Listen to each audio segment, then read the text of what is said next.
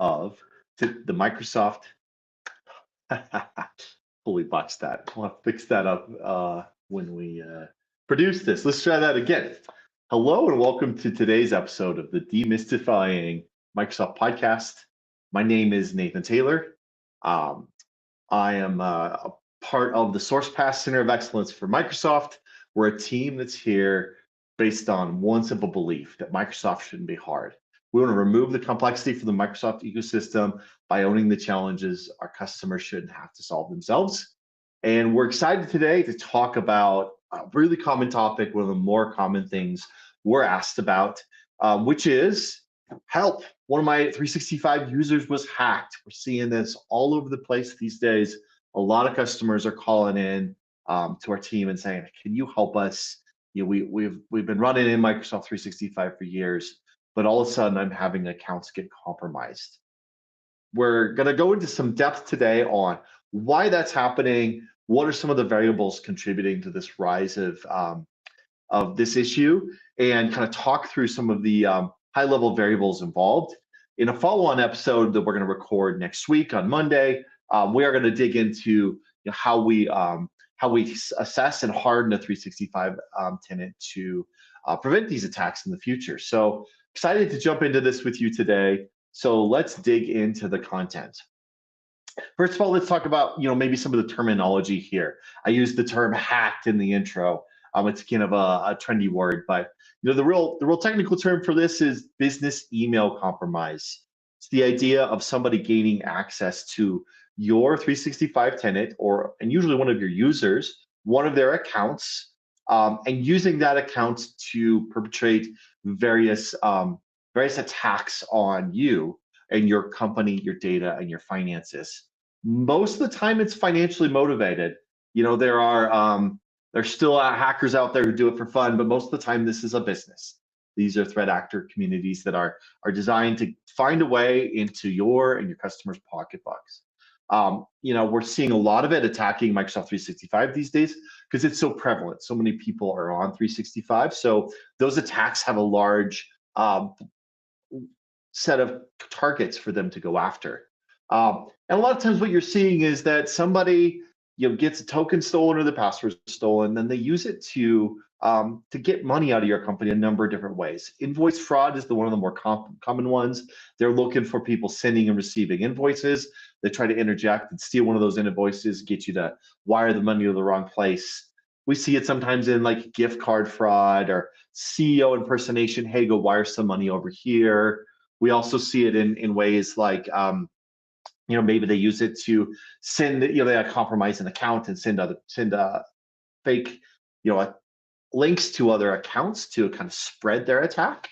And we also see it in the form of, just taking your data and trying to use your data either through blackmail or encrypting it to try and get their way into your tenant. And so there's a lot of these attacks going on. It's a really common thing. You're not alone. And it's responsible for billions of dollars in annual losses globally.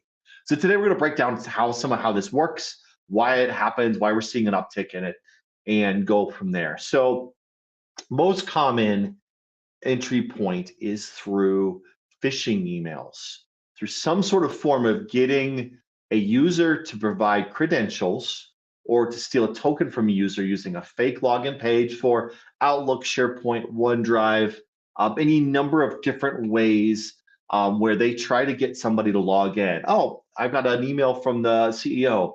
I better open that and see what he wants. And he wants, I got to sign in to see his email. Okay, great. And they sign in through an email, through a page that looks just like the Microsoft login, may even be the Microsoft login through a proxy page.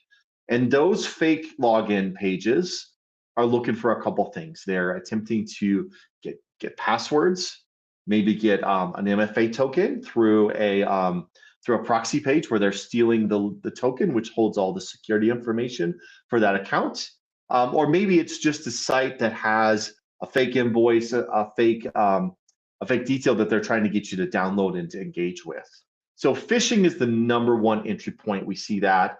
They're looking for credential harvesting, password reuse. Sometimes they'll use something like a brute force and try to log into your tenant with passwords. Maybe they find one of your employees' passwords that they use commonly. They reuse their passwords a lot of places. They find it in a data dump from another solution and they try it against your tenant. So oftentimes, one of the places we're going to start, and we'll dig into this more in our next episode about how we prevent it. We're really going to focus on the first step is really to look at phishing prevention and MFA solutions. They're one of the main things we need to have in place to prevent these phishing attacks and these credential harvesting and token harvesting attacks. Honestly, it's an area that still surprises me how many people don't have their MFA fully dialed in. They don't have their phishing protection dialed in. And it's not super technical, but it's definitely worth kind of going through and getting the details. Sometimes they'll also attack by using maybe a malicious app. A lot of Microsoft tenants by default are set up to allow users to approve malicious apps that use OAuth and the Graph API to connect to your tenant. So that might look like an email that says, hey, click here to access important data about your Microsoft account. Your password needs to be reset. Some sort of way they get the user to click. The user clicks in, they authenticate to Microsoft, they give the application access to their mailbox, and the threat actor is off to the races. So OAuth rules and policies are another area that we really lean into when we're remediating these things because we've got to get ahead of them and prevent those applications from attacking those mailboxes. The third thing we often see is sometimes attackers bombard the users with MFA requests. They just bother them until they hit approve. If your MFA is set up in a way where it's just kind of that approve button, they may just bother an executive once they figure out a password until they approve an MFA. And sometimes it's even accidental. You're working on your phone, it pops up, you accidentally hit approve, all of a sudden they're in. So when we dig into MFA, we also talk about the factors that you're using, the different types of MFA, and how to properly configure them to be the most secure. As I said, the motivations are often financial gain. They're looking for invoice fraud, wire transfer redirection, payroll diversion. We've seen a lot of people where their mailbox got attacked, and the next day there's an interaction with HR trying to change the bank account on payroll. They're looking to get the quickest access to cash they can. They may also be interested in data theft, trying to get your contracts, your invoices, employee records, PHI, PII, intellectual property, maybe something of value. And often once they compromise a mailbox, if they can get some cash, they'll do that. But if they can't, then they'll start to pivot. They pivot by sending out internal phishing campaigns, external phishing campaigns. They spread malware from legitimate accounts and try to compromise your company's partners or customers. And so it's definitely a land and expand sort of attack.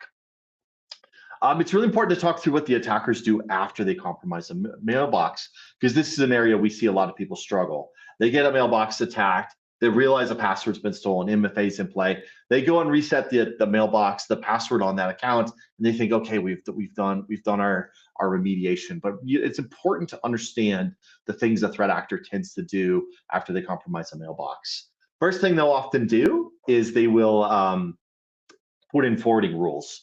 They'll put in rules in the mailbox that hide emails, delete emails, forward them into another location so that they can start to take emails they think are important and remove them from the view of the user. If the user doesn't know an email comes through with an invoice, they don't know something's happening to it. So it's a really common first step. We also see them add authentication methods. They put another MFA method. So when you reset your password, they still have an MFA method or another authentication method and might be able to bypass getting into the tenant. They also often register OAuth apps. We talked about those applications that connect to 365 over OAuth and Graph API connections. Threat actors, when they get into a mailbox, they'll often put those in play because you can reset MFA tokens, you can reset passwords and sessions, but those OAuth apps are persistent beyond that. So it's important to understand some of the things they're going to do. Once they're in the mailbox, they're going to watch email threads for a while, look for financial approvals, vendor relationships, payment discussions. That reconnaissance can last weeks or months sometimes. They can stay there and just look for that opportunity.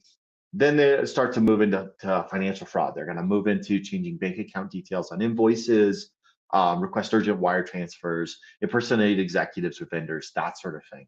The goal is to get into some flow where cash is changing hands and they can jump in on that and grab some of that cash. They're also going to cover their tracks. They're going to delete emails. They're going to move messages to hidden folders. They're going to modify your mailbox rules. They want to make sure you don't see what's happening and don't know what's going on the back end. The impact on businesses is real. Hundreds, thousands of millions of dollars of fraud, wire fraud, redirected payments. We've personally seen $800,000 wire fraud transfers go to the wrong people, and it's heartbreaking. It's really terrible, and it's really something we want to help people prevent. They also then drive in the follow-on challenges of you've got to investigate the incident, you've got to do incident response, you might have to get legal involved, your insurance is involved, business interruption, reputation damage with your customers and your vendors. And so it's got a large blast radius when these things happen. Attackers focus on Microsoft 365 for a number of reasons. There's a huge global user base. Hundreds of thousands of companies use it. You can access it from browsers and APIs anywhere in the world. And so many companies put so much of their business through 365, through email, third-party apps, and all the things we do as a business that Microsoft 365 makes efficient. Mean it's also a high-value target to third parties. We also see that Microsoft 365 is targeted because many tenants have been set up over the last 15 years, and they've not been through a hardening or securing process. Some of the basic settings, maybe older settings, even newer tenants, there's some settings that aren't as secure as they could be by default. And if you haven't gone through and done just a pragmatic review of those settings, you're going to find out you're missing some of the basic security controls that can really make a big difference in this scenario. Rules like you can't forward emails externally, you can't register third-party apps without an admin's approval. You have to use MFA for all logins. Hey, maybe we're going to use a higher security MFA, like a FIDO2 key for important accounts. We're going to require compliant and trusted devices for accessing sensitive data. Those sorts of things can really make a big difference for customers in preventing these things, and is a part of why we really love doing these pragmatic assessments of your Microsoft security posture and helping you drive it towards a better outcome. There's a number of tools that Microsoft has in the stack. It's a big reason we love Microsoft 365 Business Premium. It is a product that gives us a lot of different knobs and solutions that we can manage to drive those scenarios where we're driving security. Those are things like Microsoft Defender for Office 365, which allows us to do some phishing protection and email filtering. The whole stack around Intra ID and conditional access allows us to really enforce phishing resistant MFA, rules about who's allowed to access what from where. We want to monitor mailbox rules, make sure we're doing user security awareness training. We talk about, do you want to get a third-party solution that's monitoring your identity and your tenant 24/7 to look for things? And a lot of those tools are looking for logins from weird locations, logins at weird times of the night, logins that are making changes. Hey, there's a rule that's been changed, or a mailbox rule's been added, or a SharePoint site's been changed. They're looking at all those details and can provide that feedback and that proactive monitoring. We also have the ability with the Defender Suite to do some proactive automated responses when a sign-in or a user is considered risky. According to Microsoft's heuristics, they can lock that down. They can require a second MFA prompt or change a password to lock out the account. So there's a lot of options there.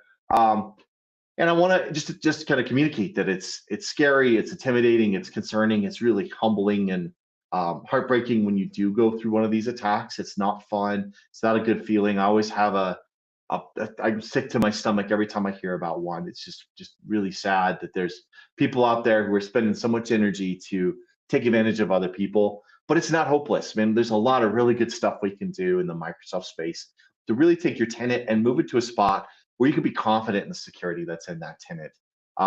They often, these attacks often rely on social engineering, and these attackers will like to stay hidden for a long period of time, but the best way to defend against them is to drive strong identity security.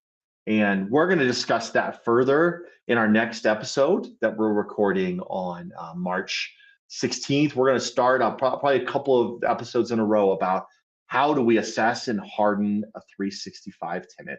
There's a lot of critical details we can bring together to make sure that you've got our pragmatic baseline security on your tenant and the confidence that some of these easy attack vectors have been closed, and it's going to be much harder to attack your tenant without being noticed. And I look forward to those conversations. This is a topic I'm really passionate about. I love helping customers secure their tenants. It's a really gratifying part of the job, and I think there's a lot of really cool stuff we can do and neat technologies that Microsoft has given us access to. So if you'd like to learn more about all the things we can help you with on this front, you'd like a Microsoft 365 security assessment, or want to talk to our team, please reach out to our team at sourcepassmcoe.com or click on the link in the episode description. We want to thank you for joining us on the Microsoft Demystifying Microsoft podcast, brought to you by the SourcePass Center of Excellence for Microsoft. I hope you enjoyed our content. Please like, subscribe, share. We're launching our podcast on a number of different platforms. So if you maybe like to keep up to date with what we're talking about, you can check it out on the podcast platforms. We have some upcoming episodes around how do I harden my Microsoft 365. We're also going to talk about some exciting new products from Microsoft, the new Microsoft 365 E7 and Copilot Co-work, which is a really exciting announcement. So looking forward to our upcoming conversations and hope to see you there. As your Microsoft dedicated specialists, we provide expert guidance around licensing and Azure subscriptions, professional services, cost optimization, and direct Microsoft support escalations. We want to translate those constant Microsoft changes into clear, actionable advice. We want to prioritize your outcomes for your customer tenant. We want to provide transparency and value without requiring long-term engagements with our team. We're here to help and solve problems. So we hope you enjoyed this conversation. We look forward to catching you on the next episode of the Demystifying Microsoft podcast. Thank you.